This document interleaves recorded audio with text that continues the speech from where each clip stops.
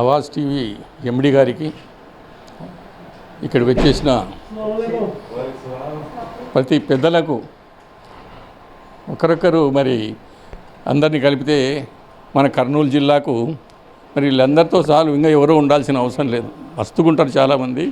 అందరికీ కూడా ధన్యవాదాలు తెలుపుతూ, ఈ కష్ట సమయంలో ముస్లింల గొంతుక గళం విప్పడానికి ఒక వేదిక ఈరోజు బాషా గారి ద్వారా అల్లా మనకు మరి వరంగా ప్రసాదించడం జరిగింది. మీరు చూస్తే 2014-19 అంతకుముందు ఏం జరిగిందో మనకు తెలియదు, కానీ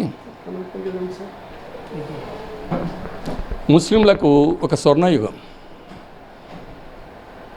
14 నుంచి 19 అంటే 18 వరకు ఎలక్షన్లు స్టార్ట్ అయింది. ముస్లింల సమస్యలు ఏమైతే ఉన్నాయో ఆ రోజు 15 పాయింట్ ప్రోగ్రాం ద్వారా ఈవెన్ సెంట్రల్ గవర్నమెంటు కట్టించాల్సిన కోట్ల ప్లాట్ఫారం కూడా మనము మరి ఫైట్ చేసి అక్కడ కట్టించడం జరిగింది. ఆ మసీదుకు అన్యాయం జరుగుతుందనే ఉద్దేశంతో ఎదురుగా. అట్లాగే స్కాలర్షిప్లు సుమారుగా కొత్త ప్రభుత్వం అప్పుడు వచ్చిన తర్వాత సగం స్కాలర్షిప్లు 1,35,000 స్కాలర్షిప్లు 65,000కే పడిపోయింది. అట్లాగే మరి ఫీజు రియంబర్స్మెంట్ 60,000 ఫీజు రియంబర్స్మెంట్ 25,000కు పడిపోయింది. గళం లేదు. గళం ఎక్కడ చూసినా నొక్కింపబడతా ఉంది. ఎవరు చూసినా మన వాళ్ళు మన ఫేసే కనపడుతూ ఉంది. అక్కడ వీడు పరాయి వాడు కాదనుకుంటున్నాము, పరాయి వాళ్ళగానే పనిచేసినాం.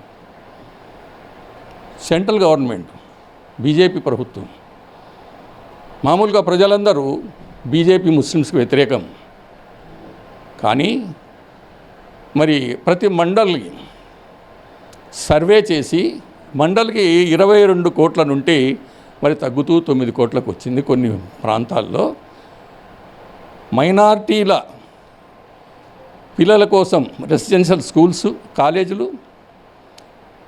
మైనార్టీ మహిళలకు, మైనార్టీ అబ్బాయిలకు, మైనార్టీలకు జూనియర్ కాలేజీలు, మరీ ముఖ్యంగా సద్భావన మండపం అది మనకు స్టడీ సర్కిల్ మాదిరి. మనమంతా గమనిస్తే అల్లా మనకు మంచి ప్లేస్ ఇచ్చినారు, మన పిల్లలు చదువుకుంటున్నారు. కానీ జోలాపురం, గడ్డ, కొత్తపేట ఒక్కొక్క కుటుంబంలో చిన్న రూములో 5-6 మంది జీవించాల. ఎవరు ఏం చదువుతారు, ఏం డిప్యూటీ కలెక్టర్ అవుతాడు, ఏమి ఎస్ఐ అవుతాడు, ఎక్కడ కలెక్టర్ అవుతాడు, ఏం వాళ్ళ కథ. ఈరోజు కూడా వాళ్ళు మోడీ గారు ఆయన గారు చెప్పినట్టు యూపీ సీఎం పంచర్లు వేసడానికే పరిస్థితి ఆ విధంగా. చదువుకోవడానికి ఛాన్స్ లేదు అక్కడ. కాబట్టి 1,40,00,000 పెట్టి సెంట్రల్ గవర్నమెంటు ఒక స్టడీ సర్కిల్ కట్టించమని చెబితే ఆ ప్రభుత్వంలో 20 సెంట్లు ల్యాండ్ ఇవ్వలేదు. అట్లాగే యునానీ రీసెర్చ్ సెంటర్కు ఒక అర్ధ ఎకరా ఇవ్వలేదు. 3 కోట్లతో ఈ రాష్ట్రంలో యునానీ రీసెర్చ్ సెంటర్ అనేది మరి వీరు ఇవ్వలేదు, వారు ఇవ్వలేదు.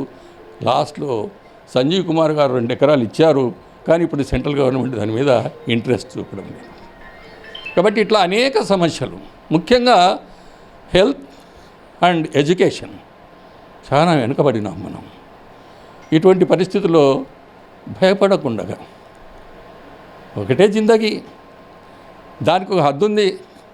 ఆ హద్దు వరకు ఆయన తీసుకోవడం మనల్ని. కాబట్టి ధైర్యంగా గలం ఉన్నోళ్ళు మరి గలం విప్పి, ఎవరైతే వెనుకబడి ఉన్నారో, ఎవరైతే మన మీద ఆధారపడి ఉన్నారో, ఫలాని హాజీ సాబు, ఆయన పేరు తాటిపాటి మహబూబ్ సాబు గారు, ఆ మసీదు కడుతున్నారు అంటే డబ్బులు ఇస్తాడు ఆయన, ఎక్కడైనా కాదు ఈ మాట. అట్లా వీళ్ళు మన కోసం పనిచేస్తారు అని మన మీద కూడా చాలామందికి ఒక రకమైన భావం ఉంది. కాబట్టి ఈ గళాన్ని, ఆవాజును ఉపయోగించుకొని ప్రతి ఒక్కరు కూడా మన సమస్యలను ముందుకు తీసుకొని పోయి మరి మన ప్రజలకు మనం తిన్నాం, మన పిల్లలు తింటున్నారు, మన పిల్లలు చదువుకుంటున్నారు, సినిమాలు చూస్తున్నారు, అన్నీ చేస్తున్నారు అని లేనోళ్ళు చాలామంది ఉన్నారు. వాళ్ళ శాపం మనకు తగులుతుంది. మనల్ని నిడిసి వీళ్ళు ఎట్ట బతుకుతున్నారు, వీళ్ళ బతుకు కూడా ఇట్లే అవుతుంది, వాళ్ళ మనసులో అది రాకూడదు.